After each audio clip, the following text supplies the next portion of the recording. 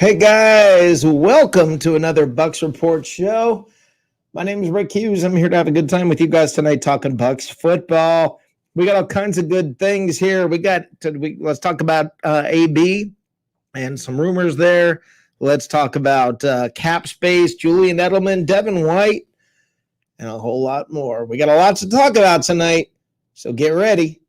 Let's have some fun right here on the Bucs Report Show.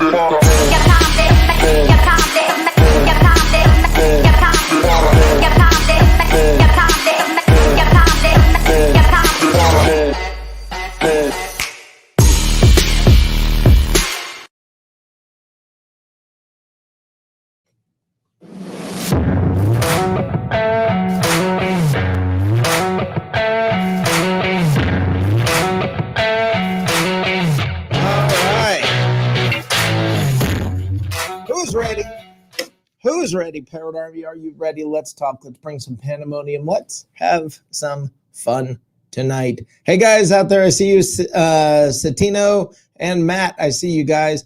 Matt, I know you're struggling, not feeling so good. Thank you for being a trooper and hanging in there and coming in.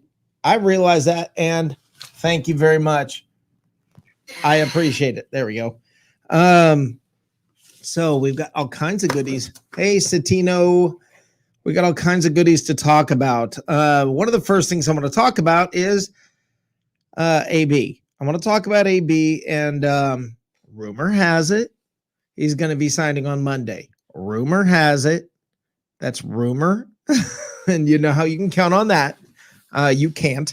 But that is the rumor that he should be signing on Monday, get the all clear regarding his knee.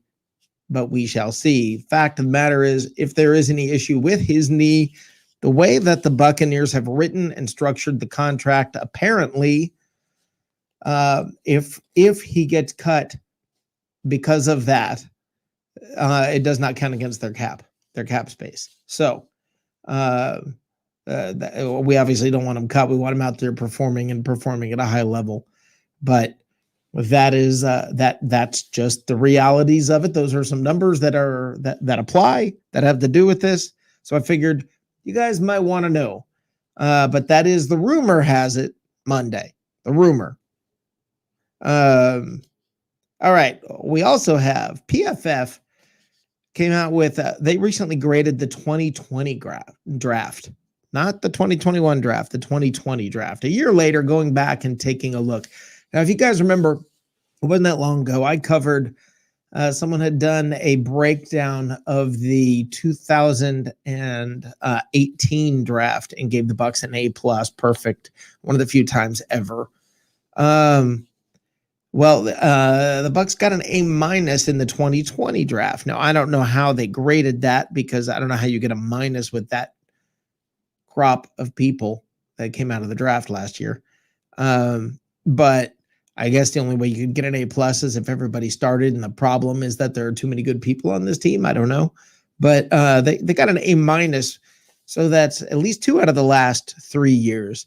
The only 2 years I've seen them go back and grade later, the Bucs have gotten A's in both of them. So I think that speaks pretty highly of what's going on there. So of what's going on with Jason Light, and for everybody who has any issues with Jason Light, feel free to call in, or feel free to, when I bring up the number or the link, feel free to contact me, because I'd be happy to give you the floor for a little bit and have you state your case. You can state your case. I will respectfully say nothing while you debate and tell us why Jason Light has not done a fantastic job. And then it's my turn. So we'll have a little bit of fun with that. You can debate me if you want. If you got the guts, if you believe that Jason Light has not done a good job, and I'll be happy to have that conversation with you. We also have Bruce Arians talking about the running back situation, and that's something we're going to get into because he went a little bit in depth on the Pewter Report podcast about the running backs, and it's something I want to cover and talk about because there's been all kinds of dish about is Rojo going to be around? Is he not going to be around? What's the deal with Rojo? What's the situation? And we're going to talk about that because Bruce Arians gave some indication about what his plans are with the running back room. And it was a little bit surprising to me what he said. So I think you're going to want to stick around for that because there was actually some pretty solid info there. Anyway, the Bucs have the 8th least cap space in the league. The 8th least, meaning they're not 8th from the most, they're 8th from having the least.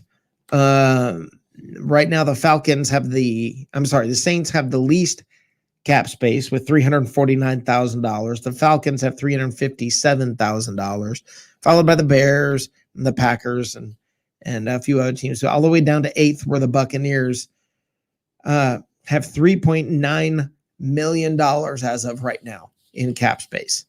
They're fine. Everything's fine for this year, guys. Everything's fine. And there's a lot of cap space for next year. So simmer down, buckle up, get ready for the ride. We got a few years in front of us that are going to be one heck of a lot of fun. There is so much good stuff happening. So much good stuff. So I want to hear from you guys. I want somebody who's got the guts. I want you to debate me. I promise you, I'm going to give you the floor respectfully. I promise you, I'm going to let you have the floor and have your say.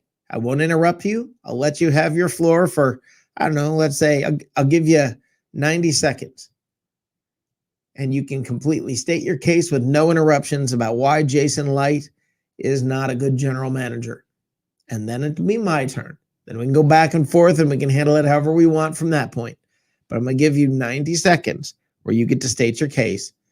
Everybody here can listen. Everybody here you will have a captive audience if you have the guts to do it. So let's see if anybody's got the guts to come on and do that. And I'm bringing that up because we'll sort of call it a test run. I got a fun little idea that, well, to be honest with you, it was not my idea. The dude came up with this idea of having, in essence, a debate bracket, sort of like a college basketball bracket. We're going to have a debate bracket, and either it'll probably be listeners and followers. I mean, and people from Bucs Report, and we will have two of you debate at a time one night. I'll be the judge about who wins, who loses, and I'll be fair. And I think it'll be fun. We'll choose a topic, and then you guys can go at it and debate. I think that'll be a lot of fun. And if you've got the guts to do it, if you got the guts to come on and face to face with someone else and have your say, if you're confident enough in what you believe and what you think. Now, let me give you guys a little bit of a clue. Here's a little clue. Here's a little insider tip. You know, you look at the people who are here at Bucs Report and you go, oh, well, they know, they know so much more. Well, some guys do. I'll be honest with you. Joshua Cole Allen, I wouldn't want to debate that guy. Yeah, I would, just for the fun of it.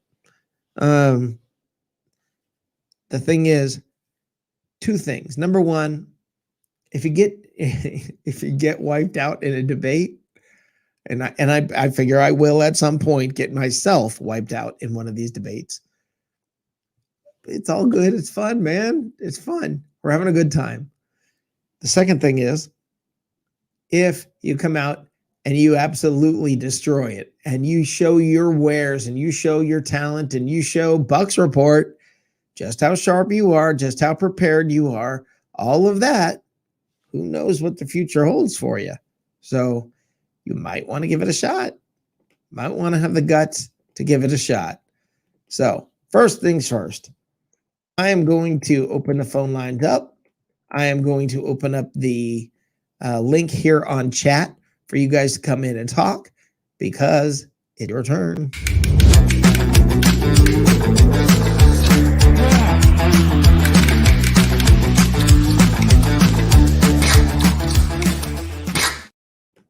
All right, if you got the guts to come on video, I just put a link in the chat room. And if you don't have the guts to come on video, I think I have everything hooked up correctly with the phone line. The phone line is 678-825-5263. It's right there, 678-825-5263, 678. Talk to me. And feel free to give me a call. Now I know Matt Colson's unable to do it, but Matt would be fun because Matt could come in, but I'm looking forward to Johnny Dean coming on and Johnny Dean telling us how it is. But I know these guys are probably not going to. I can't see anybody really arguing with me about Jason Light. I guess nobody's got the guts to do that. Let's bring on the first Parrot from the Parrot Army. How are we doing? Stephen Glasker. What's going on, Rick? How you doing, brother? Good, man. How are you? Great. Having a good day so far. So good. Excellent. Me too. We got another call. We got somebody else coming in. You care if I bring someone else in, Stephen? Sure. All right. Let's bring Todd Robertson in. Hey, Todd. Hey, Rick. How you doing? Wonderful. Can you hear me? Yes, sir. I can hear you. Okay. Mr. Glasker, how you doing, brother? What up, Todd? How you doing, brother? Good. All right. Todd, you got any questions? Yeah. Hey, I wanted to talk to you about the other night I was watching your show, and I never called in. There was a bunch of you on there. You were talking about the running backs. Yep. And I want to get your opinion, Rick, and Stephen Glasker's opinion as well. Okay. And I just want to say, and I've got respect for all the guys on there, Harry the Greek, Tampa Bay Ray, all those guys. Trust me, they are all solid. Yeah. But I've got to say, and I will argue with anybody on this, that Leonard Fournette is the best running back on our team. Well, you're not going to get any argument. I will argue with Peter Blake as well, and I love Peter. Yeah, I know he loves Ronald Jones. Yeah, you don't have to worry. I like Ronald Jones too. He's a great kid. Yeah. He's a hard runner. But when I talk about all the running backs on our team, Leonard Fournette is the best running back for the Tampa Bay Buccaneers. Yeah, Todd. I want to get y'all's opinion. Okay, Todd, you're not going to get any argument from me at all. Okay. And I will tell you this. Well, first of all, let's get Stephen's opinion. Stephen? I agree with a caveat. Okay. What's the caveat? I do believe Leonard Fournette is the best running back on the team. I think he was underutilized. I'm not sure exactly why. It probably had something to do with his pouting deal because for a while he had a little bit of an attitude issue and he got an attitude adjustment. Yep. And after that, he just seemed to get a lot more plays, a lot more looks, which is good. I think there's a reason why he was a first round pick. He's phenomenal. I'm waiting to see, and he's still working on his catch game. You know what I mean? His receiving game. I'm waiting to see what he looks like in comparison to Giovanni Bernard. Well, now I know Leonard's much more of a power running back because he's always looking for the smoke. He's looking for somebody to hit, and I love that about him. But I do know that Brady likes the kind of running backs that can run and catch, but primarily catch. Well, I got some info about this. Okay. Todd, I have some info regarding this, some good info regarding this whole situation, and it somewhat caught me a little bit off guard. Okay. Bruce Arians was on the Pewter Report podcast, and he was talking Yes, about sir. the running back room, and he said that Rojo and Fournette are going to share carries on the early downs. He was very precise and very specific and said they will share carries on the early downs. Now, he didn't flat out say this. He alluded to the fact that Giovanni Bernard is going to get a lot of third down play. And maybe Keyshawn Vaughn. So, what I want to point out is all of these running backs, he's perfectly happy with. Sees a role with them, and I believe he's just going to kind of wing it and play it by ear and see who's doing what as the game goes along and get a gut feel and make a call as it goes on. And I mean, as far as whether it's going to be Fournette or Rojo, listen, Rojo every once in a while flashes. They're going to try to catch him at the right time, have him on the field when he's going to flash. Fournette, I think they think is more steady. You can count on the guy.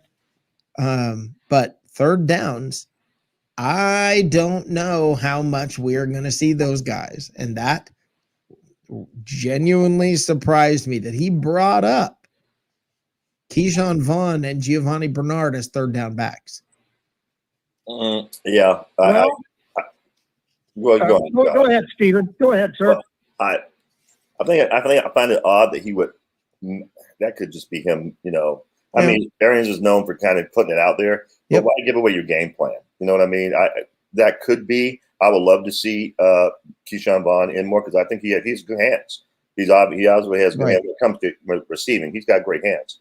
Rick, you know, we've had this conversation in the past. You know, I would have preferred to see them trade Rojo personally and get something for him. Mm-hmm. I still think that Fournette's a much better running back. I'm still pissed that they didn't use him in that 3rd and 4th down situation in the Super Bowl because we could have won 38-9 rather than 31-9.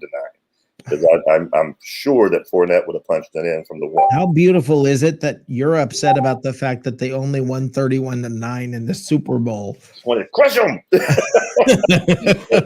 I'm in total agreement with Todd when it comes to Fournette. No, I get why everybody loves Rojo. He's what you had initially. He looked good, and I get that. But when you have some better, you can go with better. That help Todd answer your question? Yeah, Todd, do you have any? Yeah. Well, I just want to add that you know, Ronald Jones outplayed Fournette in the regular season, but Fournette outplayed Jones in the playoffs. He was Rojo kind of was like hurt. Cow in the playoffs. Rojo was hurt. And listen, I've always been told it's not how you start, it's how you finish. And and the Gio and Vaughn thing that you're talking about, that Coach Arians talked about, you know, it makes a little bit of sense because Brady loves those running backs that can catch the ball out of the backfield. Yep. You know, James White. Yeah. I can remember Corey Dillon when he was there with Brady. He was a pretty good catcher out of the backfield. Yeah. He loves those guys. Sony Michel. He loves those guys that can catch the ball out of the backfield. And it makes a little bit of sense to me. I want to throw something out. While I think it's interesting, and like Stephen, like you alluded to, that, well, okay, Arians is sort of known for kind of putting out the truth, but I've also heard him, he says what he needs to say, okay, to motivate his players or to whatever. He works the media as well. And listen, right now, before camp has started, if he's saying, yeah, I think we're going to give them all a good shot at this, why do you think he's saying that? Because he wants them all mentally engaged because they all think, hey, man, I've got a shot at this. I got a shot. Said they're going to give your best effort. And who knows what's going to happen? Who knows? Yep. Last year, when there was, I guess, on the sideline, Fournette was sulking a little bit or pouting a little bit. And Arians walked over to him and said, go inside the Advent Health Facility. I want you to go inside and you come back out here. And within 30 seconds of you coming back out here, You walk up to me and you tell me, basically, I'm in or I'm out. But if you're in 100%. Shut up and play. Shut up and be a part of this team no matter what we ask you to do or don't ask you to do. If you're not a part of this team, if you're not 100% on board, let me know and you'll be out of here. Everybody will be good. We'll all be better for it. Well, Fournette went inside, came back out, and within 30 seconds walked up to Arians and said, I'm all in. And then never heard another peep out of him. And maybe that's just what needed to happen. Yep, it's an ego thing. Yeah, he's a first rounder. You know, Leonard's had some. He's had some problems. But he's had a reason. But he has a reason. The guy is he's a tough running back, and he can catch the ball out of the backfield. I think he's a little better at catching the ball out of the backfield than Ronald Jones. I'm not trying to kick the tires on Ronald Jones. Listen, Ronald Jones had a great year. He got hurt. If he hadn't got hurt, he'd gain 1,000 yards. You know, I like the kid. I have nothing against the kid. He didn't get a fair shot when Dirk Cotter was there. So it was that was an unfair season for Ronald Jones. I got to break in here, Todd. Todd, I got to break in here. I want to say something. Yes, okay. Yes, saying if he hadn't gotten hurt, he would have had 1,000 yards. But he got hurt. He didn't get 1,000 yards. And all those guys who got the 1,000 yards stayed on the field long enough to get that 1,000 yards. So while he was short, he shows flashes. He shows potential. You said he had a great year. I think he had a pretty good year. I don't know that he had a great year. And I'm nitpicking on that, on the wording. But I think it's important because Rojo, here is the honest reason. And this sounds funny. And I know some of you guys that I think I'm absolutely crazy when I say this, but I believe this is true. Part of the love for Ronald Jones is the fact that he's nicknamed Rojo. Who doesn't like a guy named Rojo versus Leonard Fournette? Right. Okay. Rojo. That's fun. He's fun. He sounds fun. It's like muscle hamster. Who doesn't like that? You're going to like that. Right. Right. You're going to like that kind of, it's more fun to like Rojo. And I think that plays into this. I do think that plays into this. So yeah, I agree with that. It sounds silly, and I know it's not a big deal, but yeah, it does play into it.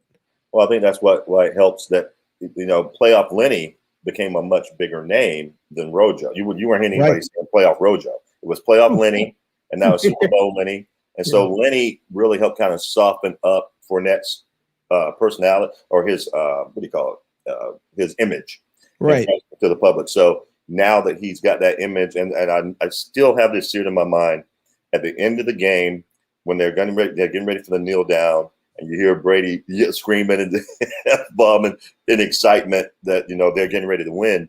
He makes a point. He screams at everybody on the team, not just like, yeah, you know, we get, you know, awesome job, everybody kind of deal, right? But he makes a point to grab Lenny by the helmet, and he put his helmet on his, and he said something really encouraging to him, because all you saw was Lenny start smiling, and he patted him on the back. So he made a point to single out Lenny. Right. And whatever he said to him, I personally believe that helped make the difference as far as Lenny wanting to come back and play again this year. Yeah, and listen, it's a fact, and this goes back to my whole Rojo theory. Who do you like better, Rojo or Leonard Fournette? And who do you like better, Rojo or Playoff Lenny or Lombardi Lenny? Right. Boy, Lombardi Lenny's a lot more likable, and Playoff Lenny's a lot more likable than Leonard Fournette. So that all plays into this. Hold on, I'm gonna bring one more guy into this. The Professor Johnny Dean. How you doing, brother? What up, Johnny? What's up, guys? Hey, man. How are you? How's it going? Good. You got any? Do you have anything to contribute regarding the running back situation for Todd? Hey, Johnny. What does? I mean, it's pretty clear and simple. I don't see Rojo's got a Rojo. Here I go, just going with the marketing. No, I've been calling him Rojo. But I don't. Most people aren't swayed by the Rojo thing. I don't think there is a contingent of people who follow Rojo, but there's a lot more who appreciate Leonard Fournette's play style. I think the more in the know folks, I'm talking just regular everyday folks you run into in a sports bar. I've done polls on it, man, and Ronald Jones is popular with just a very few people, man. Yeah, I just feel like I'm 2 weeks ago. Rick makes a point. Most people don't know him as Ronald Jones. Most people normies know him as Rojo, and Rojo does sound cool and it sounds catchy. It's But marketing. Marketing usually comes after you've done something. When you hear Rojo, you hear about broken plays and drop balls and I don't, Johnny. We are so much deeper into this than the average person is. No, I'm not. I work groups, dude. I work groups. No, and I put these polls on these groups, and that's where I get my information about how I get that. But Johnny, that's actually proving my point. My point being you're in Facebook groups with people who are deep enough who are in football Facebook groups. Okay. Not average guy. Let me tell you something. I work with people who are football fans. None of them, not one of them is in a football group on Facebook, but yet they all watch games on Sunday. They all pay attention on Sunday. Right. Well, we're just saying that the general fan on a group. I mean, we have a segment on one of the shows called "Dumb Stuff People Say." Right. Okay. If you watch those, you can quite assure yourself that they're not all the most brilliant people in the world. Right. No, they are. No, they definitely are not. They definitely. You know what Bruce Arians did is he went with whoever was hot. Right. Think about that. If Ronald Jones was hot, he kept Ronald Jones in the game. If Leonard Fournette was hot, Ronald Jones was over there on the sidelines.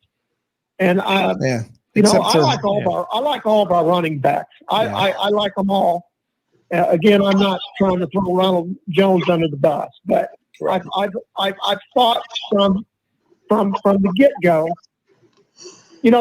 You think about this. We had Ronald Jones, and then we signed Leonard Fournette. That tells me that some of the coaching staff wasn't 100% sold on Ronald Jones.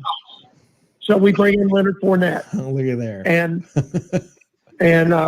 I'm just saying. Todd, you're dead on, man. You're dead on. I'm not knocking Ronald Jones. No, this is your second. He's a good kid, and he's a good back. Yeah, this is your second call in a row where I don't know what you're doing, but keep eating whatever those Wheaties are you're eating, because this second call in a row that I think you're just dead on in your analysis.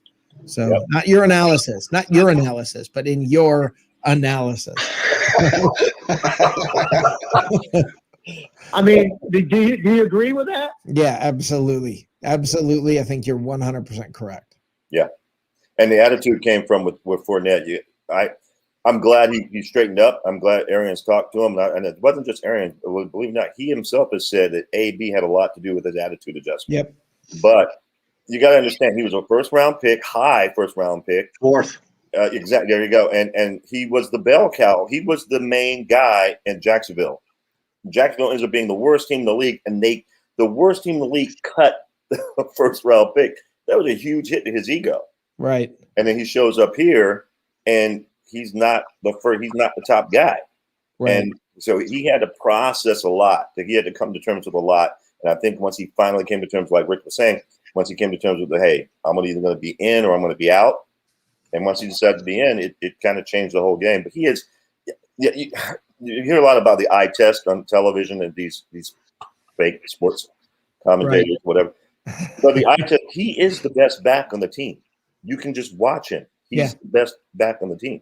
Yeah. So I would pick him every other week and twice on Sunday. I'm interested in seeing what happens. I think this is a big year for Keyshawn Vaughn. Yeah. I think if you don't see much of Keyshawn Vaughn, you need to understand Keyshawn Vaughn will always be a kind of a backup roster filler sort of a guy. If he does get more playing time this year, then that's different. But honestly, I think that's where they're at.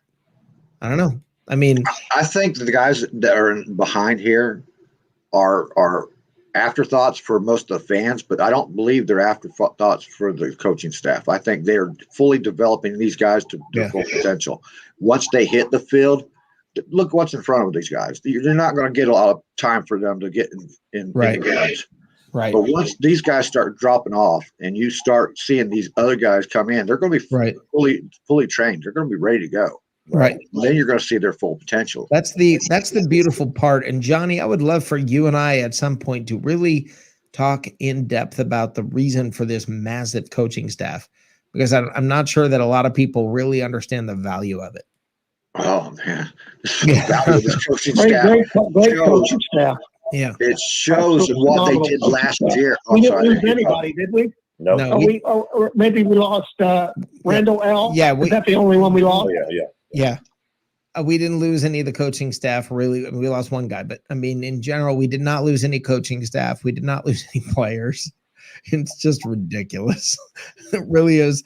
I mean, I used the term last year, embarrassment of riches, and yet somehow this year we got richer, which maybe again, that's the Brady effect. He seems to be able to do that in real life or on the field. I mean, okay, let's make $1 billion. Oh, let's marry the top supermodel in the world. Okay, let's go win another Super Bowl championship with a different team. I mean, yeah, that's maybe that is the Brady effect all around. I don't know.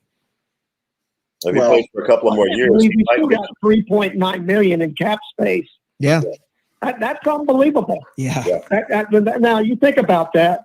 That's Jacqueline Davidson and Mike Greenberg. They do most of that cap stuff, and that's an incredible job on their part. Yeah, and heads up to the Buccaneer ownership and front office in general for the not only openness to diversity, but and I want to be clear about this, because I don't believe that the team is simply open to diversity. I want to be clear, because this is a little different than maybe it gets talked about sometimes.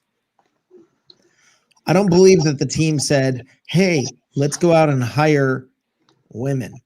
Let's go out and hire more minorities. I think the team said, let's go out and hire the best available coaches. And that some happen to be female. Right. Some happen to be minorities. But I don't think they said, let's go do this specifically. They may have said, you know what?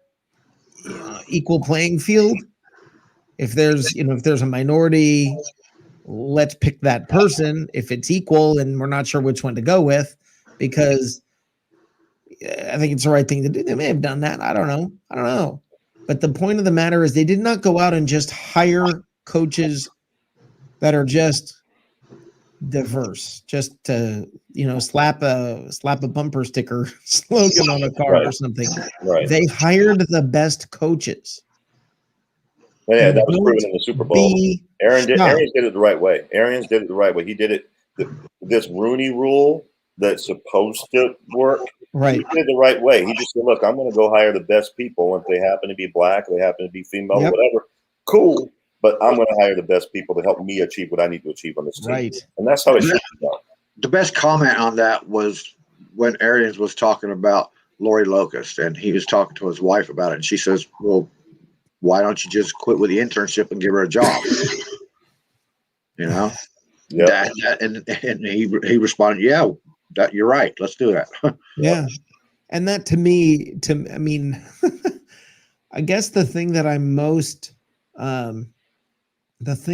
impressed by is also that the Buccaneers have not done a massive job of making it just a massive PR, look at us, look at us, look at us. Now, other people have taken notice, but the Bucs didn't play that game.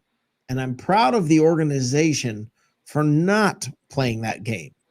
for just doing what needed to be done so that they could win. And then, and going from there. And to me, that I'm more proud of that than anything, because sometimes I think we tend to lose our way trying to do the right thing. Sometimes you can overcompensate trying to do the right thing. And I don't want to get into politics. I don't want anybody calling up and getting into politics and doing all that. I don't want to go there. I will simply say this. If you focus on the goal at hand, which is winning championships, and nothing else matters. Okay, we are going to go win a championship. We need the best coaches. We need this. We need that. We need this. We need that. And your only criteria is this getting us closer to a championship? Then whoever gets hired, awesome. Yep. Now, sometimes, granted, the playing field is slanted. Sometimes, granted, all right, if you got to choose between Coach A and Coach B to be doing this particular job, I don't know which one to choose. I'm torn, and one of them happens to be a female or a minority. The other one's not. Then, you might go, you know what? Let's give them the shot they need. Right. And that's fine. But that doesn't happen often, because equal rarely happens. And look at what this team built. And don't be shocked if this team doesn't end up at some point having a female coordinator. Don't be shocked. Yeah, she's good enough, by all means. Yeah. I'm with that. I will say one of the things I do love, the Bucs, I want to get really kind of hone in with the point you just made about the Bucs not trying so hard. Yeah. One of the best things they did, and they got help from the city of Tampa to make this thing happen, that boat parade was ridiculous. I really think that's one of the reasons why players want to come play here, because they're like, wait, I can do that? Oh, yep. Man. It was, yep. Johnny, the three of us, we've seen a lot of games where Johnny's probably seen a little more because he's just slightly more senior, but we've seen a lot of games. I have never seen a boat parade that looked that cool. Okay, I got a cool thing to say about that. Okay. Now, me as a Buccaneers fan, when they won the Super Bowl, and you've heard me say this, I've said it on this show, I've said it on my other show, I was not overly excited. I was in shock.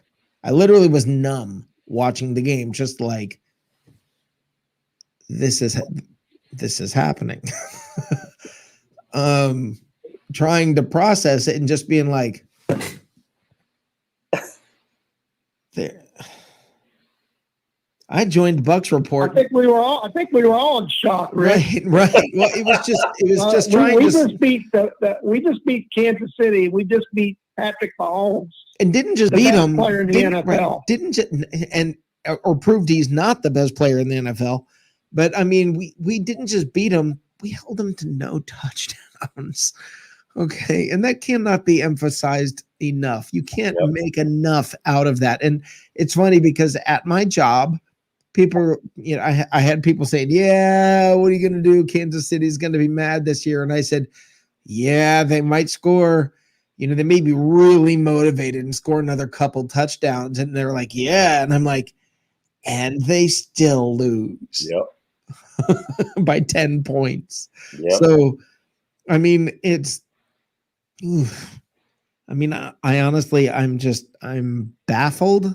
I'm blown away. I am at a loss when it comes to how to explain my thoughts or expectations about this coming year, because I am also a fan, and I've been a fan.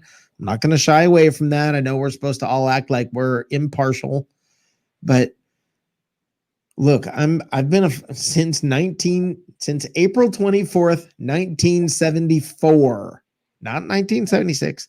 Since April 24th, 1974, I have been a fan. And let me tell you something. I have a really difficult time processing what the heck is happening right now, because to say that I've experienced the bad. I am completely comfortable and at home when we suck because I've spent so much time there. And right now, I'm out of my element. I'm not sure what I'm doing. I'm not sure how to handle it. I'm not sure what to say, think, or feel in the moment. I'm still kind of adjusting to what's happening. What? Wait, what? That's still I'm processing that. And I'll freaking bet more of you that are out there than would want to admit it are probably the same as me. You're probably adjusting and figuring out how do I win? How do I, as a fan, how do I follow a winner?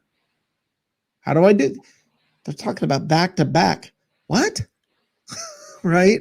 I mean, back to back for the Bucs meant, are we going to get another first overall pick? That's been my experience. So this is a whole new animal to me. But hey, hallelujah. This is a fun ride. We got more publicity last year than we got in our whole history. Yeah.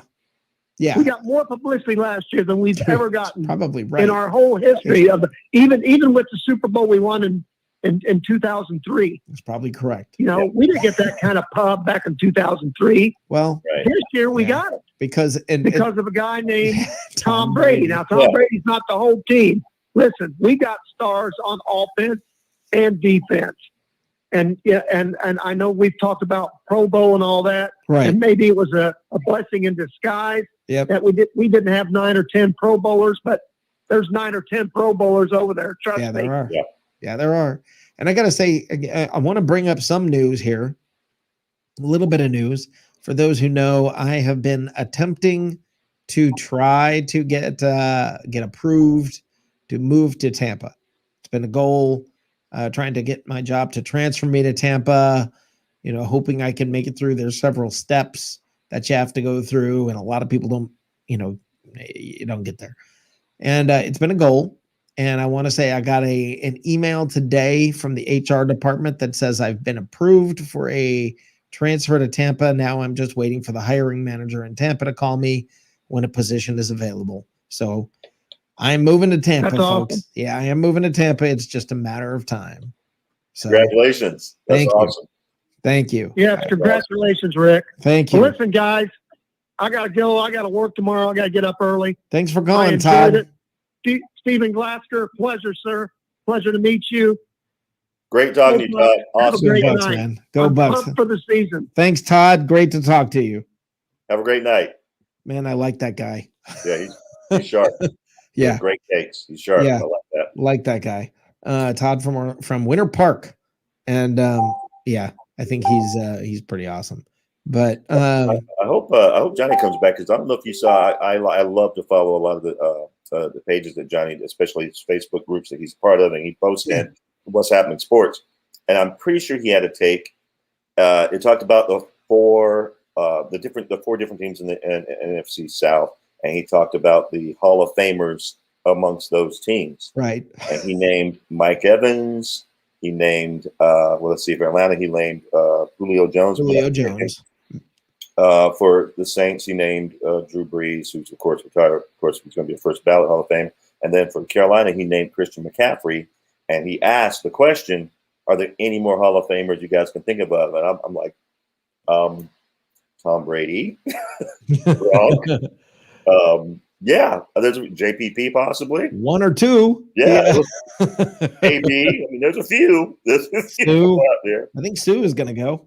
Yeah, I agree. I think he won't be first ballot, but I think he'll eventually get in. Yeah. All right, guys, I have a special guest coming in now. So, Steven, I don't know if you want to wait in the lobby or if you want to go. What would you like to do? I can wait in the lobby, but if you need, that's no problem. Put you in the lobby. All right, let me bring in this next special guest from Bucs Nation 813. We have Eric Lofton. How you doing, brother? Doing pretty good. How you doing? Doing great. Doing great. Nice shirt over your shoulder there, a Vita Vea shirt. That's a good one to have. Last year he showed his worth, didn't he? Yeah. I call him the linchpin of that defense. Yeah, Whenever I think of him, I think of, you remember Mickey on Rocky? He's a wrecking machine. That's how I see Vita Vea. That wrecking ball 5-0. Yeah, he's just a disruptor right smack in the middle and frees everybody else up to do what they want to do. Yeah, I think it showed when during the playoffs when we got him back for the Green Bay game. Yep. Shaq Barrett. Yeah, I think he was picking up 2 sacks. Yeah. A game once Villa came back into the mix during the playoffs. Yeah. Hey, that's a nice hat. Yeah, I've been trying to collect as many as I can. It's hard over here being in Arizona, so I'm always on Fanatics. Yep. Always scrolling through that app every time I get a chance, trying to get my hands on one of these championship hats. So yeah, well, that is a nice hat.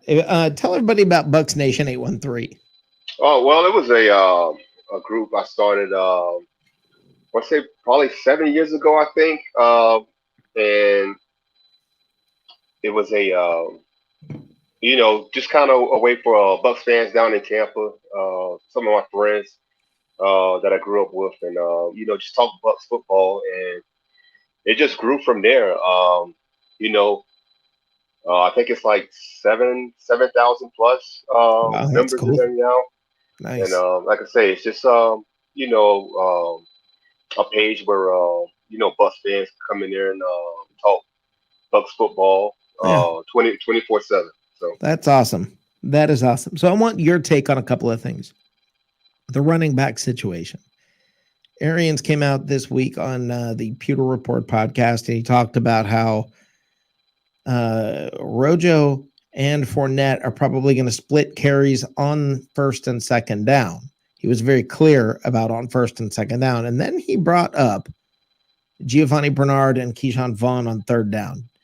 Do you think Keyshawn Vaughn, first of all, is going to get that much work? And is Giovanni Bernard going to be a lot more present and active than Shady McCoy was?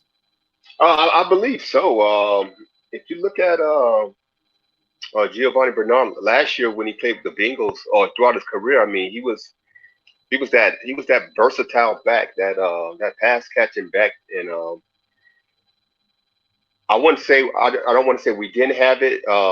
Fournette showed he can be that, but it just took Fournette a lot longer to get acclimated to the offense, and once he got going, but I think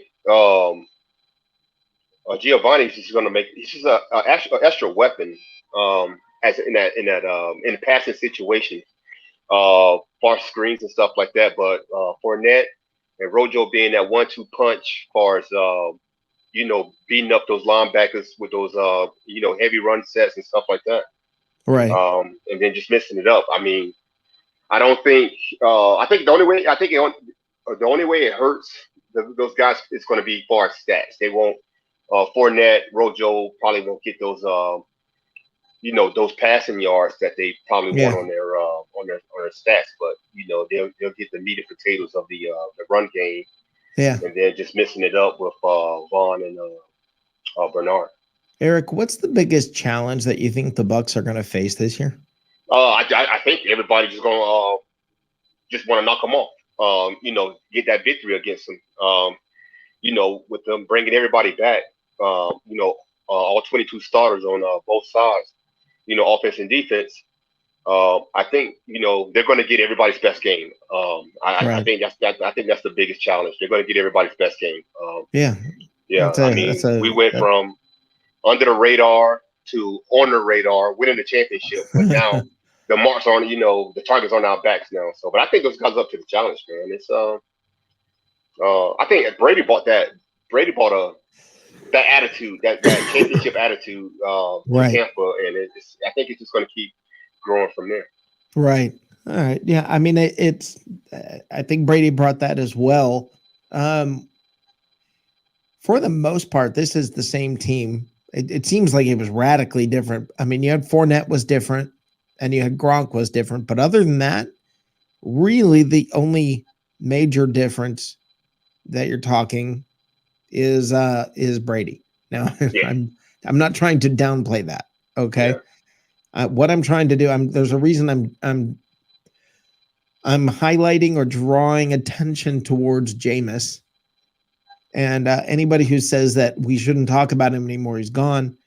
No, he's New Orleans quarterback, and we're in the NFC South. So, yeah, we're going to talk about him. And, I mean, what are your thoughts about Jameis facing him? Is he going to be the guy there, or what's the deal? I think he's going to be the guy. Jameis, if Jameis can turn down those interceptions, Jameis is going to be one of the better quarterbacks in the league. But that's only if he can turn down those turnovers. And if he is, he's going. I mean, the Bucs got to deal with him for a very long time. But but like do I you said, think he's going to do that? Do you think he's going to be able to turn down the interceptions? I mean, I've always hoped that every year when he was with the Bucs, if he could just turn those keep those interceptions down. I always thought that Jameis needed a pitch count and almost like a balanced offense that you can't get him to being pass happy. That's almost like asking a pitcher just to go out there and that just throws fastballs and just not take any home runs. Just go out there and just throw out those 99 mile an hour fastballs and stuff like that. So Jameis needed a pitch count. And like I say, in a heavy run game, and I think that's what Peyton's going to try to do to him, is a heavy run game and then take those big shots when it's there. Well, so because he can get the ball down the field. Yeah, if that happens, if that's really what they're going to do, I'm licking my chops for the Bucs versus them, because you want to try and run against us. Yeah, we're going to make you one dimensional. So I mean, that's why it's I've been scoping out games I want to go to, and that New Orleans Saints game is on my list. It's top of my list to go. So and I'm actually looking forward to seeing him play against the Bucs defense. I mean, he's already he know what they can do. He's seen it firsthand. He's practiced against it. Yep. But him running that that Sean Payton offense, that's going to be if we shut that run game down and he has to pass the ball, then that's where he's behind the eight ball. As a Bucs fan and always hoping the best for Jameis and always always having hope for Jameis, and I wanted him to be the first overall pick. Listen, I'm a Gator fan, but I wanted Jameis. Okay. Yeah. I wanted Jameis to be the quarterback, and when Jameis was the quarterback, I rooted for him, held out for hope for the longest time. Yeah. Yep. But I have to tell you that by the end, I was just tired of the same press conference of Jameis saying, I've just got to stop throwing the interceptions. We'll stop throwing the freaking interceptions. I mean, so it's what makes me doubt his ability to stop throwing the interceptions. Yeah. And Eric, how are you going to feel when that first pick six happens? Oh man, just like every pick six, I'm probably going to go bananas in this wherever I'm at. Yeah, either in front of the TV or at the stadium. But what you were talking about, Jameis, it just I remember his last game last year, or the year before, his last game with the Bucs. We played the Falcons, and we were getting ready to go into overtime. And it was like I actually missed the pick. I went to my garage to grab a beer. I come back, and the game's over, and I'm like, what happened? And I'm thinking to myself, I was like, I hope. Yeah. I'm from Atlanta. I mean, I lived in Atlanta for 20 years, and I have friends of mine in Atlanta who were sitting there going, ha ha, wouldn't it be funny if he threw a pick six here? And boom. I mean, it happened just like that. It was just, oh my gosh, this is just. But yeah, that's not our problem anymore. No, like it's a matter of fact, this defense. That's the question. You just actually asked the question. When we say it's not our problem anymore, Jameis was our problem when he was here. Jameis is now our problem now that he's not. You kind of have to deal with both, don't you? Yeah. I mean, it's weird. I don't, when he left, when we knew Jameis was not coming back, when they said Brady's coming, well, hallelujah, fine. They throw anything and everything else out the window. Who cares? Holy crap! What? Tom Brady's coming to Tampa? No. And even when I'm starting to realize just how cynical I am. And I think it's because I've been a fan since 74 that even once Brady got there, then I'm like, no. They're not going to get the Super Bowl this year. Maybe next year. Hey, And, when we saw Brady, the first thing I said was Super Bowl or bust. I'm like, there's no reason to lower the expectations of Tom Brady when all that guy does is go to Super Bowl. Eric, he didn't know how to call plays halfway through the year, and they still won a Super Bowl. What's gonna happen this year? Oh man, I can't wait. Just like every other Bucs fan, I can't wait. What the heck is about to happen? A full off season. Yeah. A better grasp of that offense, man. I think it's scary. Yeah, so, it's amazing. It really is. It's exciting. It's amazing. It's crazy. It's just I sit there and shake my head like, holy crap, man, that's happening. Yeah. I mean that's happening. And it's just so hard to wrap my mind around, I guess. To sit there and watch. I'm going to say this again. Tampa is a Super Bowl championship, or Tampa won the Super Bowl. Tampa has the greatest player. The Michael Jordan of the NFL is the Bucs quarterback. And the GOAT, yeah. if he wins another Super Bowl here and then goes for 3, my question is this: at what point, what would it take for it to be all of a sudden, is he going in as a Patriot or is he going in as a Buck? Oh man, I think I 3 in a row. You're going to tell me that? There was a topic that was brought up one time. It was like, does Brady deserve to be in the Ring of Honor at Raymond James Stadium? And I'm like, yes. Yeah, without yes. Yeah. I'm like, yeah. That was like his first year. I'm like, yeah. It's amazing to me, though. Yeah, it's amazing to me that people ask the same question about Gerald McCoy, and I'm like, if you compare those two, like, just I know they play different positions. I got all that. That's not my point. My point is, leadership wise, or the special whatever that extra thing is, you can see who's got it. And yeah, I mean, you really can see who's got it. And I don't hate Gerald McCoy, but I'm not a fan. I'm not a fan. I think his image is bigger than him. I was a fan of McCoy up to the point, and I don't know if you remember. I think Bucs Report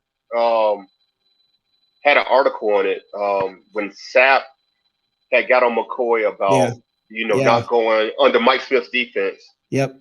About the scheme they were running, and he was telling him, "You're the leader of that defense. Yep. You need to say something. If that scheme's not working, say something." Yep. And McCoy's response was, "I just go out there and run the plays like they." And I'm like, that never between that and apologizing for hitting Ben Roethlisberger. Yeah, between those two things, I was just. I want you to tell me this. Looking back on Gerald McCoy's career, name your favorite Gerald McCoy play.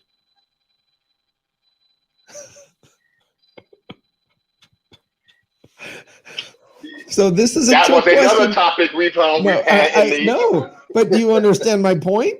Yeah, that's not. What are you going to say? What did he do? You have to go to the first play or the first quarter of every game and find something in there, and then. Yeah. But, there's nothing. There's literally nothing you can look and go, oh yeah. You remember? Like I can say, remember Sue running back the pick against the Rams, a pick 6 against the Rams in the 4th quarter, I believe it was 2 years ago. Yeah. I mean, there's so many plays. There's anybody else I can name a play. I genuinely can't name a play by him. And he desperately, I'm bringing him up because he desperately wants to come back, and he's lobbying hard to be a Buck again.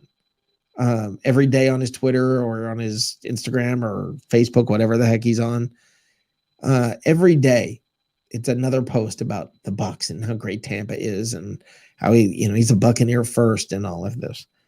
And I don't I don't want him back. You know what? To be honest with you, right now, I wouldn't have no issues with him coming back. As depth. Yeah, that would be the reason, or the only way he can come back as depth. Well, you Sit know, on the unless bench in something. case someone gets interested. You want to play special teams? That's it. Don't ask him. You want to play special No, teams? no, but you know, just to add that rotation in there, you know, keep everybody fresh. Yeah. You know, once he saw, I mean, he basically watched on the sidelines because you know he was injured all year.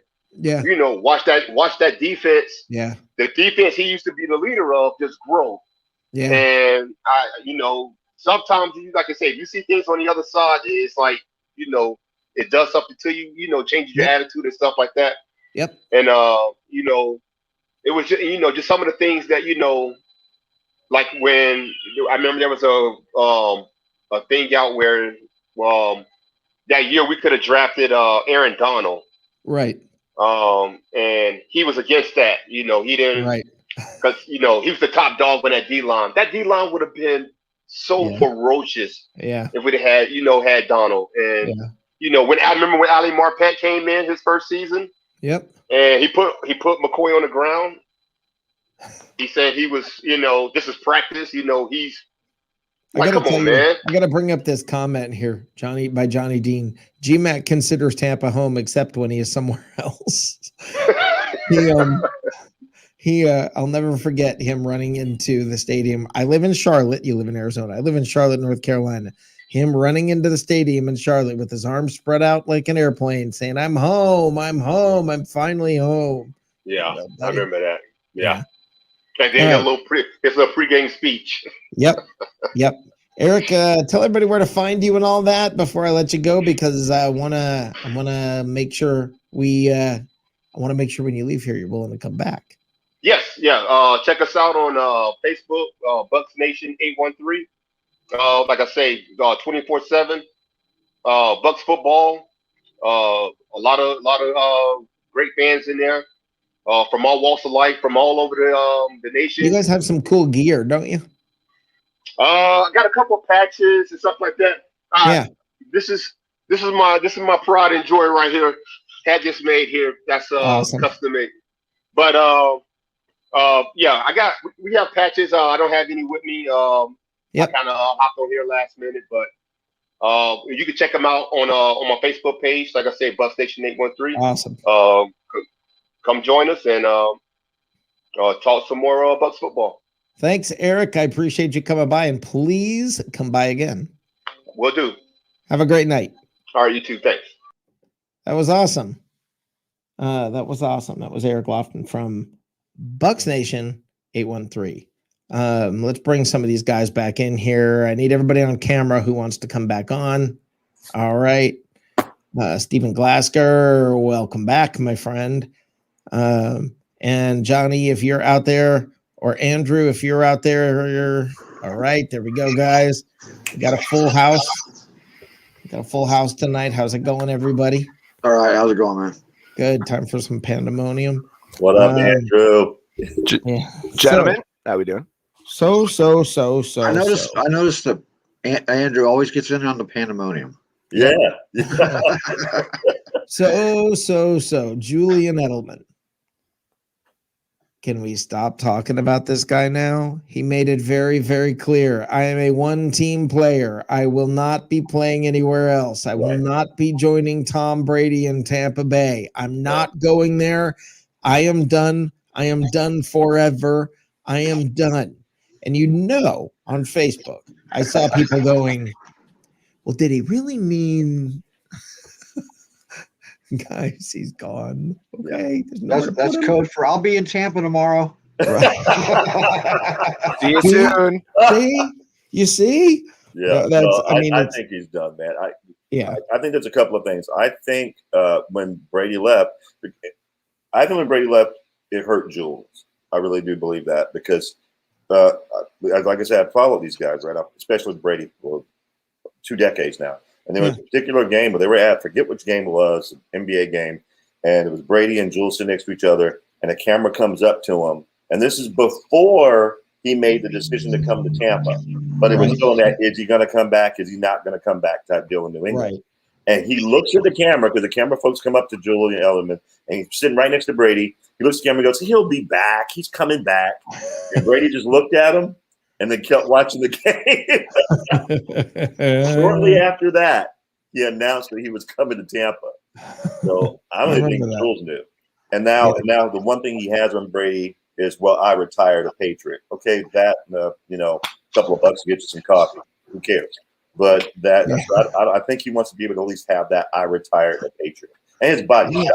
Right? Well, I was going to say his knee won't let him go anywhere else. Right. It's just not even a topic for discussion. He can't do it. Right. Now, speaking of knees that are in great shape, holy crap, did you see Devin White running the 40? Woo! Andrew, what you got to say about that? I mean, we've seen this on the field.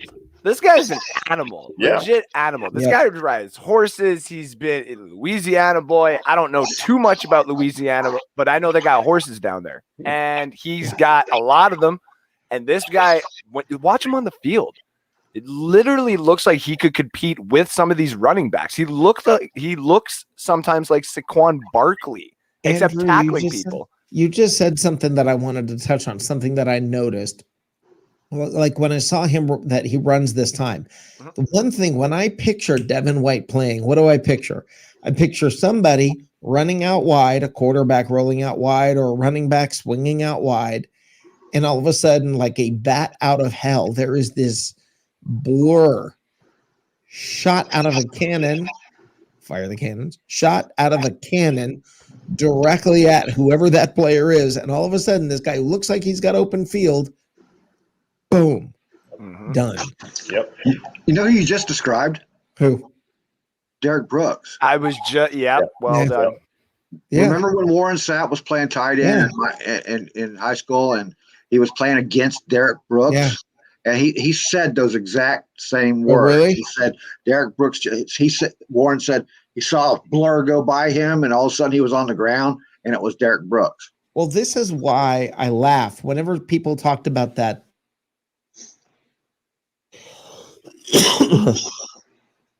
Excuse me. And you saw those, like, you remember when everybody was like, Aaron Rodgers should have run it in?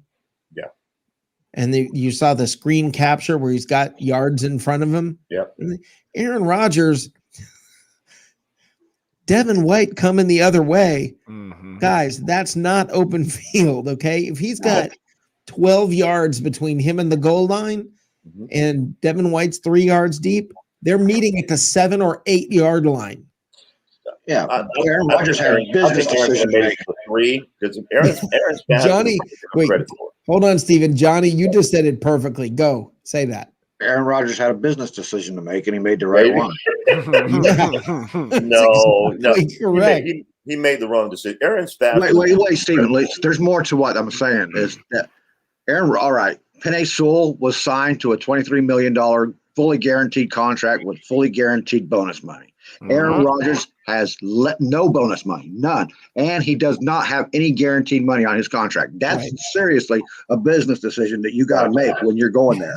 Gotcha. And that makes sense. If I make a beeline for the end zone, and Devin White is coming the other way. Do you guys remember the famous hit, the Eric Hipple hit? Oh. Yeah. Okay, that's what I'm picturing. Poor Aaron Rodgers, who is fast.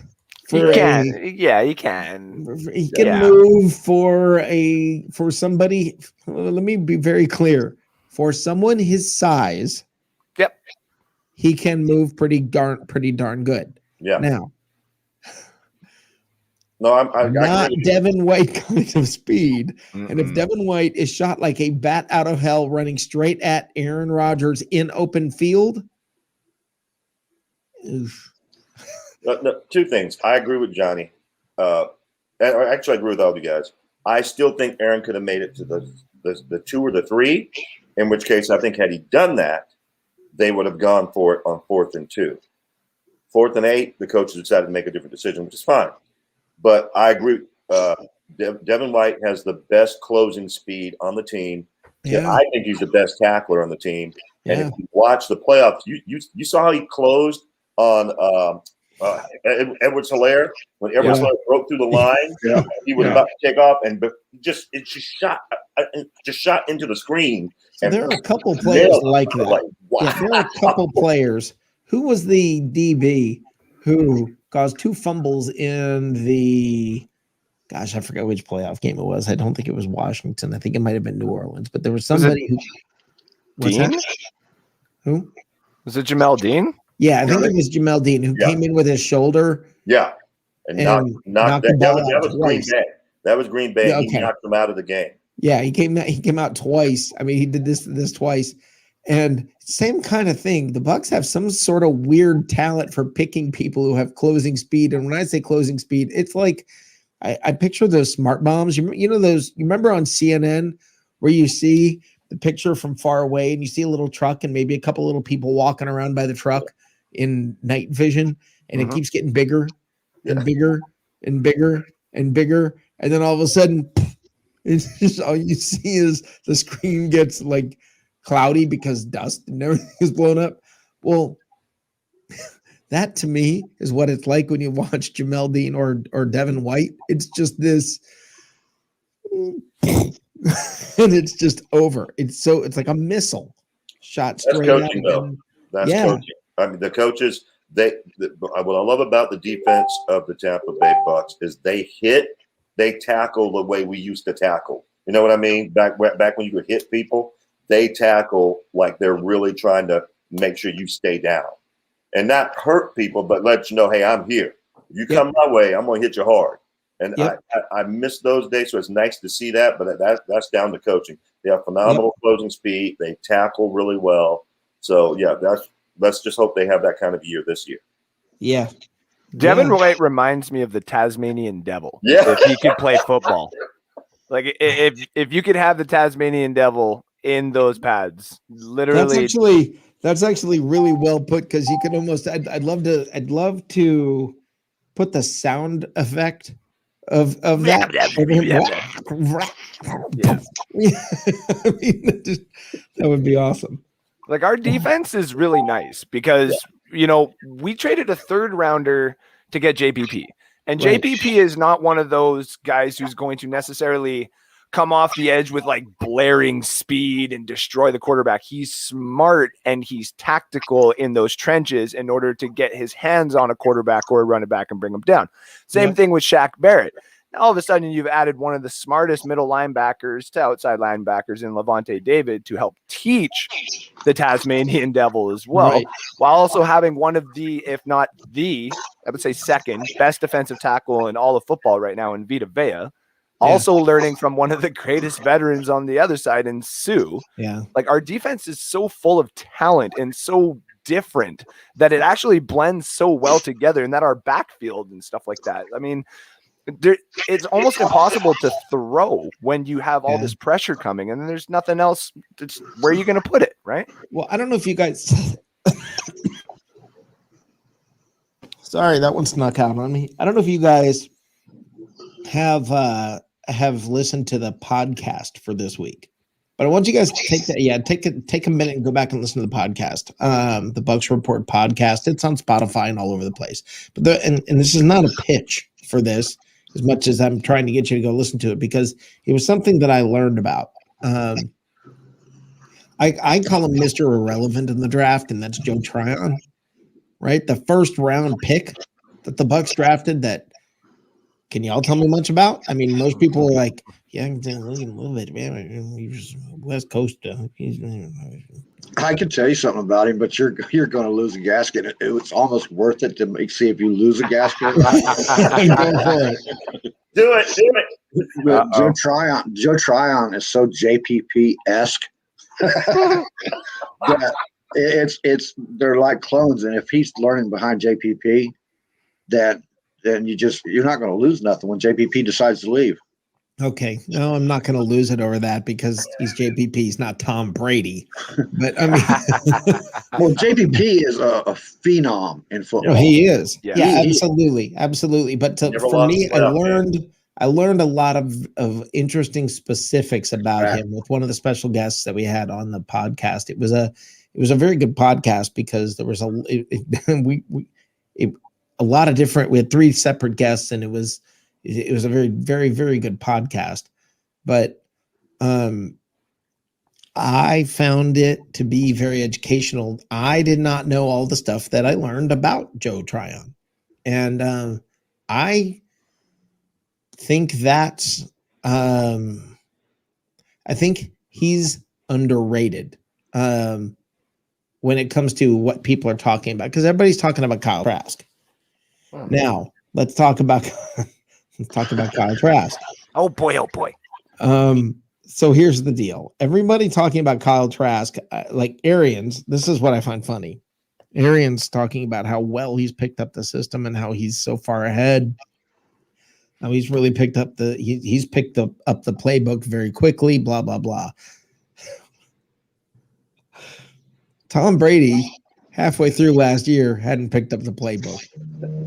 Kyle Trask has not picked up the playbook, guys. Okay? So if you're a Gator fan or a Trask fan, and you're starting to, oh boy, simmer down, Sparky. Okay, simmer down. All right, it's not about to happen. Okay, it's not about to happen. Listen, I'll put my money on this. You name the amount. Kyle Trask is not the next Tom Brady. Okay, he may be great. He may be the next Brad Johnson. Awesome, we win a Super Bowl. Okay, but come on. That's an easy statement to make, Rick. Well, but so easy. I mean, in order to even refute that, we'd have to wait 22 years. But Johnny, there are people online. There are people online who are already coronating this guy. Yeah. Right? They're already coordinating this guy, and they're saying, see, look, he's already grasped the offense. What? He's third string. Yes. I'm not coordinating anybody as a third string right now. You're not. No, I mean, I'm talking to the fans right now. I'm saying, don't be coordinating somebody, man. No. Of course, he's learned the offense very well. I mean, first of all, any third string, fourth string quarterback is going to learn the offense very, very well in a Bruce Arians system, and especially at rookie minicamp. Especially somebody like him who has been in this position over and over in his career. So, yeah, he knows how to film study. He knows how to study very well. And also at the same time, Brady didn't learn it right off the bat. Brady had to relearn an entire language that he's known for 22 years. Yeah. That's a big difference, man. Okay, I'm putting a link right now. I just put a link in the chat room for the podcast. I just put a link in their language that he's known for 22 years. Yeah. That's a big Sorry. Sorry, guys. I copied it and put it in the deja vu, man. What's that? That was a little bit of deja vu right there. Yeah. Johnny's like, that hurt my head. I wasn't sure if that was just actually me or if that was actually on the show. Sometimes you have to ask yourself, you know. Yeah. Is that me or is that on the show, man? I don't know what to think. Hey, can you guys hold for a second? And brownies. You never quite know. Can you guys hold for a sec? I'm going to go to commercial. Of course. We will be right back. And guys, this is a commercial for the show tomorrow night. I want you guys there. Everybody. Be there tomorrow night. The intersection of food and football and fun. I love this show. Tune in for what's cooking in the South.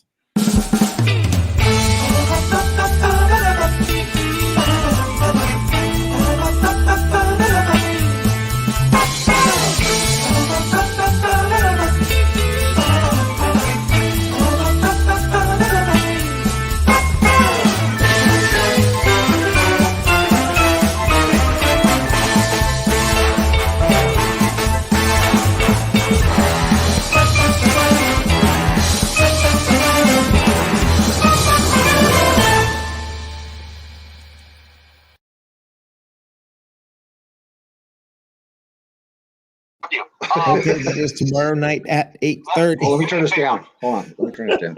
That is tomorrow night at 8:30. What's cooking in the South? We talk a lot about the NFC South. We talk a lot about food. and honestly, who knows what else? Sometimes it gets a little bit off the rails. Okay, so a lot of times it gets Johnny. Okay, let's mute Johnny. Let's mute Johnny. That was weird. Not sure what was happening there. That could have been embarrassing if Johnny was like, didn't know he was on mic, and then, that's that whole hot mic, mistake waiting to happen. I just love being on with Andrew. That's my guy. Yeah. No, You're all my guy. I love you, Rick, but Andrew, that's my guy. Oh, great. Thanks. I knew it. Like, Great. I knew he it. took my Rick, show. Now he's taking my fans. Yeah, exactly. He takes my show. He takes my fans. Andrew, you little thief. Here is, for everybody who doesn't know, live from the cheap seats with Andrew Faubert, even though it says hosted by Rick Hughes. No, it is not. It is hosted by Andrew Faubert, and I will fix that tonight. Andrew is doggone it. That guy's a good host. He puts on a great show, a lot of fun, and he takes my followers. So, he's just. I'm a weird one. Rick, you're still 1A. I'm just letting you know you're 1A. Oh, yeah. Don't worry. We're Mike Evans and Chris Godwin, dude. Yeah, 1A, 1B. Yeah, there you go. There you go. I got my Chris Godwin and Mike Evans right here on screen. Aw, that works. You. That works. As long as Ray could be our Scotty Miller, I'm totally okay with this. There you go. Ray is Scotty Miller. Yeah. Johnny Dean is here sometimes and not here, so I think he's our OJ Howard. Because you never know when Johnny's going to actually be around or not around. Oh, man. I'm sure he's loving that. Yeah. We're describing Bucs Report people and fans is the current roster. That is kind of fun, Bucs. I like that. That is kind of fun. That would be fun to go through the entire Bucs Report staff, and maybe we could do something crazy like this tomorrow night. Who would Harry be? The Bucs. What's that? Who would Harry be? Okay. Tomorrow night, save it. Yeah. Save it for tomorrow night. There you go. Save it for tomorrow night. Nice. Yeah, I'll have to put some good thought into that. That'll be interesting. There's one for sure that comes to mind for Harry. Okay, I'm looking for Cool. Gronk.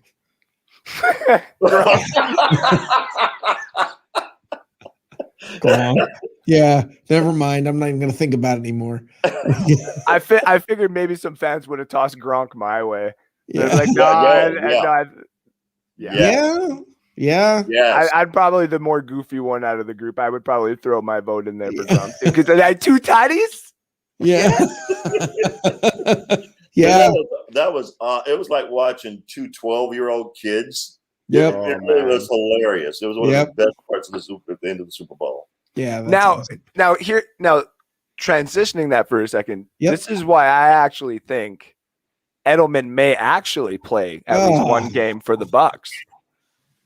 And you don't even have to give me 90 seconds or anything like that. The only reason I say this is because it's kind of like a farce. It's kind of like if Belichick just keeps forgetting about him by week 16 or 17, if some and I'm not saying that he's going to come to an already jacked roster like we have. Barely walk. I know.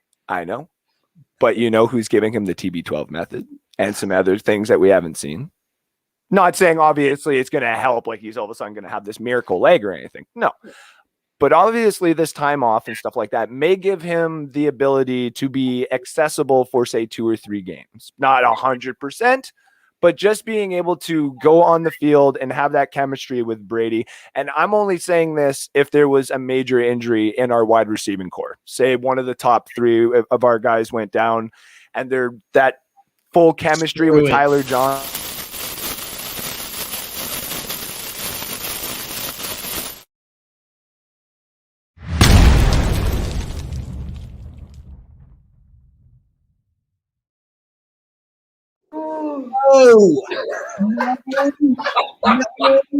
No. You can't walk. You can't play receiver.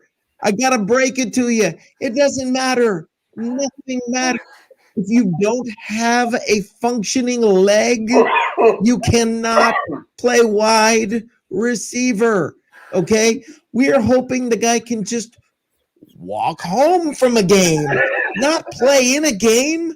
We're hoping he can make it back to his car after a game. I mean, first of all, I'm not certain he knows what state he's in because of all the concussions. Second of all, again, he has no knee. He can't play receiver. It doesn't matter how bad you want him to. It doesn't matter how much you like him. It doesn't matter how much you twist and turn in the wind. It doesn't matter how you paint the picture. What's pretty picture? Okay, 14, 15 weeks into it, maybe he'll come back and what? Learn the entire effing offense? He's not going to come and play.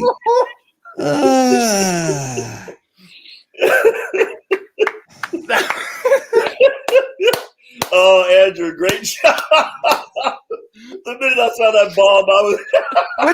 What's funny is I actually thought that for a split second, Rick was like, I really hate this Canadian because he actually made maybe a point or two that I may agree with. So hard not to do the rant. Yeah, and then as soon as you were like, screw it, and I saw the rant thing up, I was like, oh, I was completely wrong. That was awesome. Trying so hard I was like, no. And then you kept going.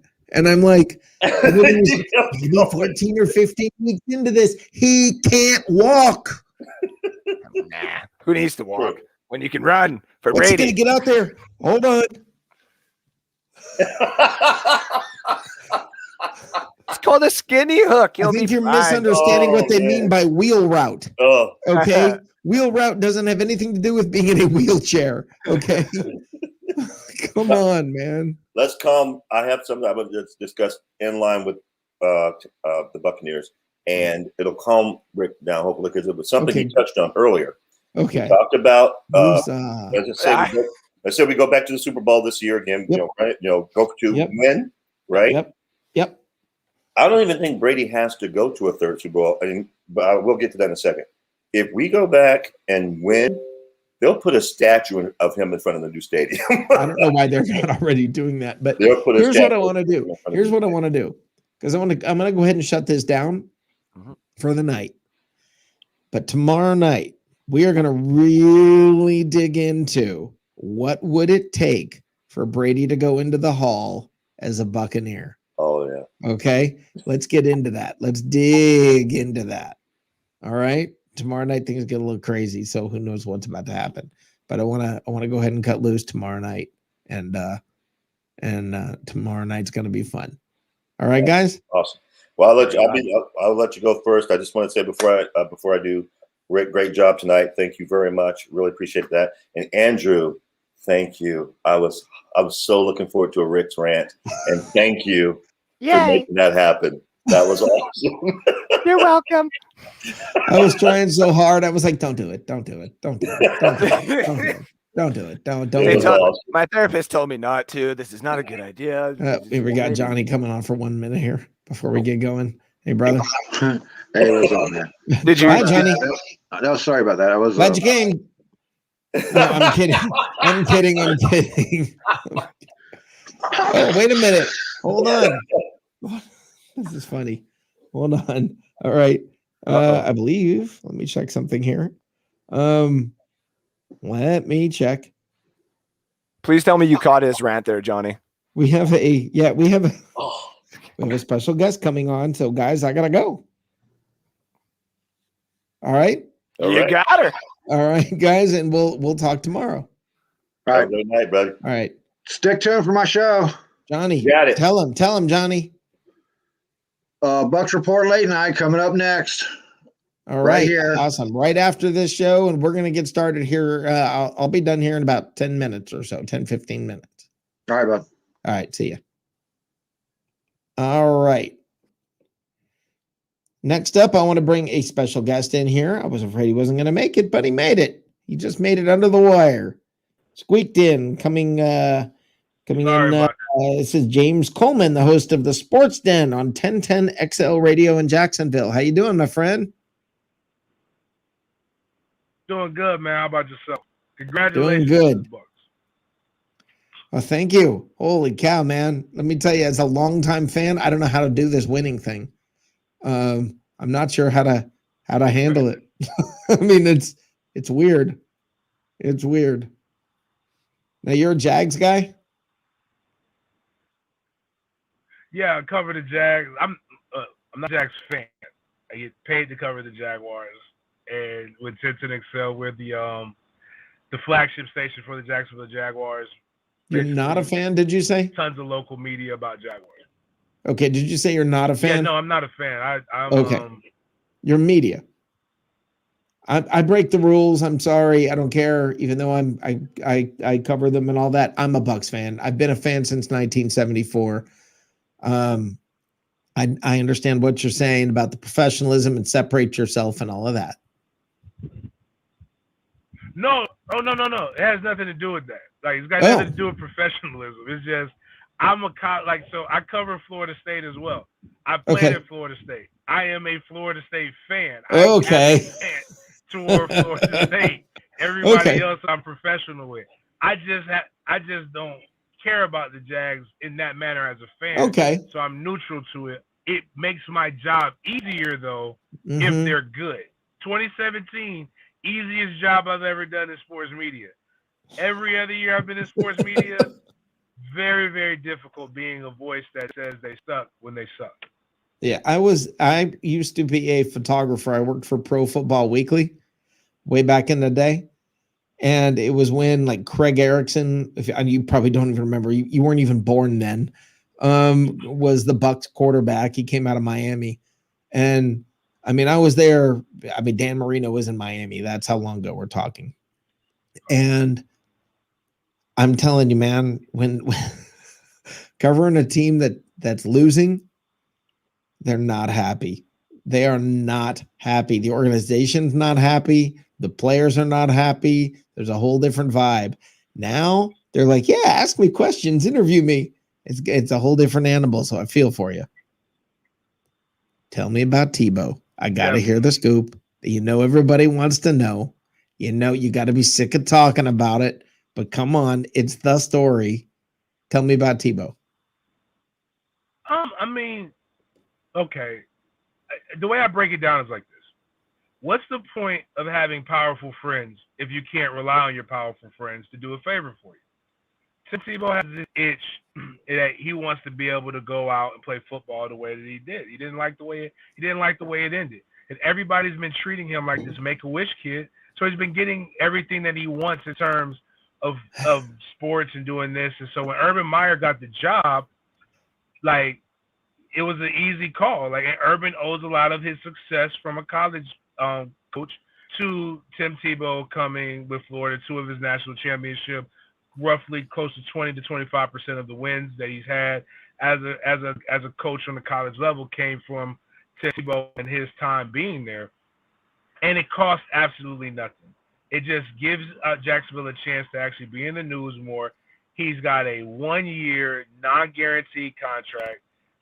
There aren't like I don't know who the 53rd man on the roster is, let alone the 90th person on the roster. So, I mean, to have him be able to come in, and I think what Herbs is probably looking at more than anything else is, and I said this on the radio show, so like I'll say it, I'll reiterate it. What better way to set the tone than by cutting Tim Tebow? You know I love this guy. If I'm going to sacrifice this virgin like my son, what do you think I'll do to you? So like that gets everybody on the same page. Well, that's interesting. I think that's more what it is. See, I had a theory. He's just a terrible football player, and it happened. Well, I had a theory, and I may be totally wrong. Look, there's no way in the world this guy's going to come in, and now after not playing football for 10 years, and now being the age that he is, now he's going to learn how to block. It's not going to happen as tight. I mean, that's just, it's not going to happen. I think he's there as a Taysom Hill kind of guy. Maybe a third string running back. I mean, third string quarterback that they just use, on gadgets, this and that, kind of thing. I mean, is that something you could see happening? That's what people say. I think that could happen, but it doesn't work. Even Sean Payton has used Taysom Hill, but Taysom Hill wasn't the guy that was giving defensive coordinators nightmares. It was still Drew Brees. Herbs has a guy and a potential iconic player in Trevor Lawrence. We want the ball in Trevor Lawrence's hands. You drafted another guy in the first round, a running back, which you typically don't do in Travis Etienne. You've got a returning 1,000-yard running back in James Robinson. You've got people here to where you don't need to do the gimmicks. And I get it. Tim Tebow jump pass, one of the most iconic things in the University of Florida history. People love that stuff and those things right there. But that's not going to win you football games. Let's put it like this. There's 53 people on the active roster. I think the 46 is who dress, right? Let's just say there's 3 positions that are already gone. Punter, kicker, long snapper. You got to have those 3. So that's already now from 53 to 50. Without going into position counts, just strictly just keeping it even across the board. You're 1 and 2 deep. That's 44 players right there. Right. So now you're at 47 players gone. You got 6 players left, but you're going to need more DBs than you need than anything else because of the nature of the position. Same thing with wide receivers. Let's say you add two more there.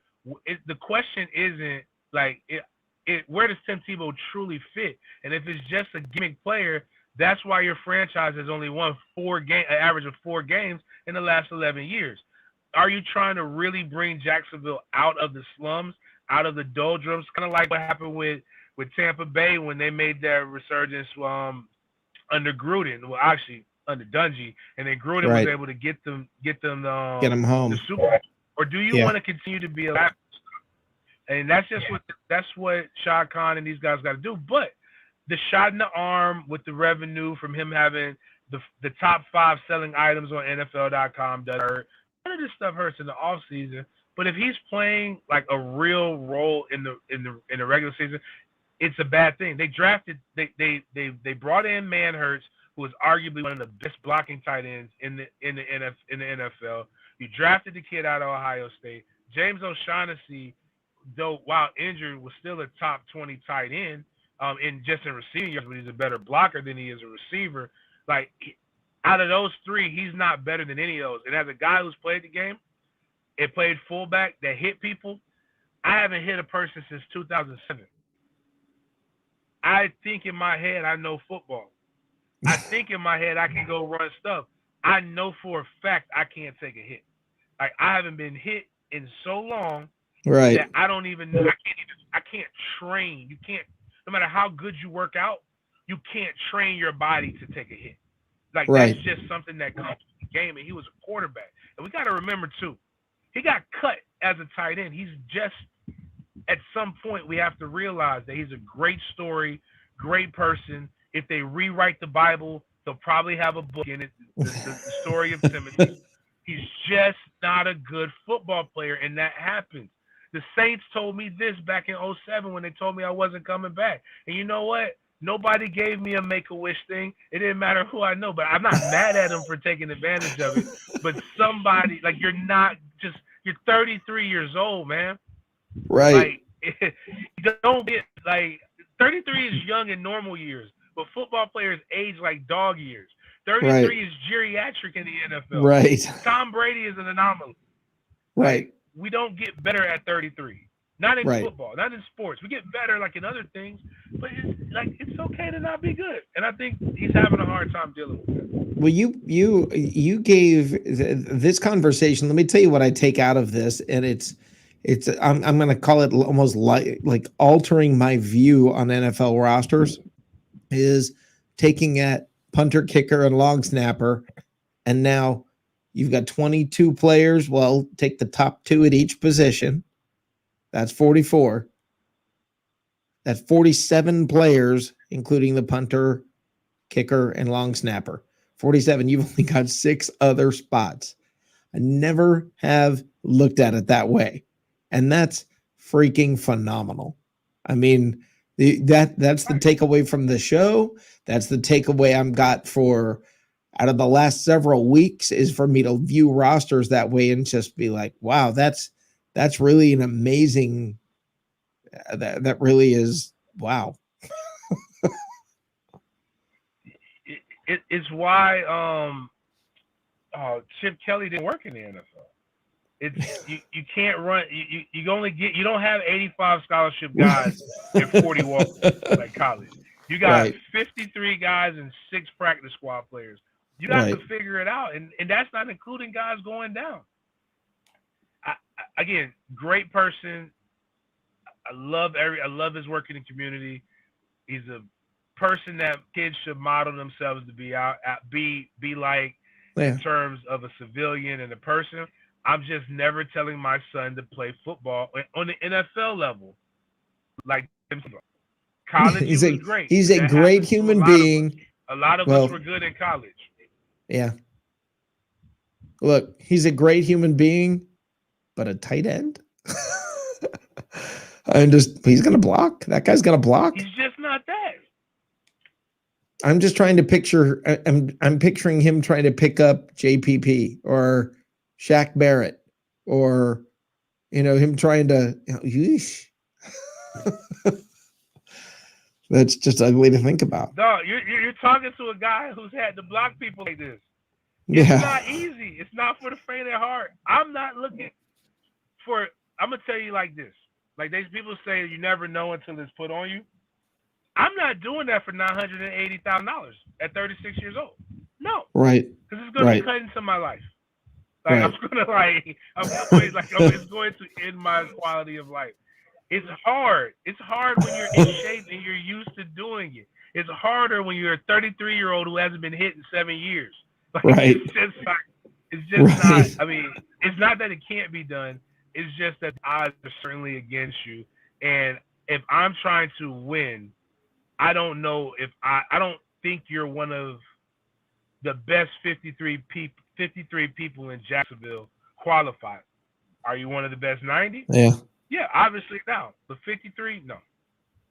I'm just cracking up. You brought two things to the table today that I love. You brought your example about the rosters, and also calling Tim Tebow, what is he, a Make-A-Wish kid? That is awesome. That is awesome. I mean, I will be, pardon me, I'm stealing that, and I'll be sure to give you credit, but that was awesome. All right, man, appreciate it. James, tell everybody where to find you. At Big Game James _36 on Twitter. It's kind of hard to follow. Sometimes I'm philosopher, dad, sports guy, but at SportsDen _live is the show. We talk a lot about the Jacksonville Jaguars and themes surrounding NFL and sports. We're on 8 to 10 p.m. Weeknights on 1010XL, 1010 a.m. 92.5 FM. But you can go to our YouTube channel, the SportsDen Live. We're on Facebook, Twitter. We broadcast everything live, so you can see it numerous ways. We like to. It's like having a beer with two of your friends and you just talking sports. Awesome. Great having you here, James. I mean, this was really a great call. I'm serious. This was, I'll be referring back to this, I promise you, on my show tomorrow night. Those two things, the Make-A-Wish kid and the roster thing, I will be talking about that. Thanks a lot for coming on. No problem, anytime. You have a great night. Wow, that was fantastic. That's how you close a show. Let me tell you something. It was a nice little, it was a nice strong ending to the show. I want to thank you guys for being here. Be here tomorrow night, 8:30 p.m. It's going to get a little wild, going to get a little raucous, going to get a little crazy. It's the intersection of food and football, where we have a very good time talking about all of the above. I love food. I love football. I love fun. And we're going to have a little bit of all of it. I'll have a recipe for you. We'll have all kinds of goodies, things that we talk about. Maybe we'll break out the meme grinder, and we will have a whole lot of fun tomorrow night right here at 8:30 on the Bucs Report. So until then, I want to thank you guys for coming by. It was a great night. fan-darn-tastic night. I really, really had a good time. And I look forward to seeing you tomorrow night on What's Cooking in the South. Go Bucs!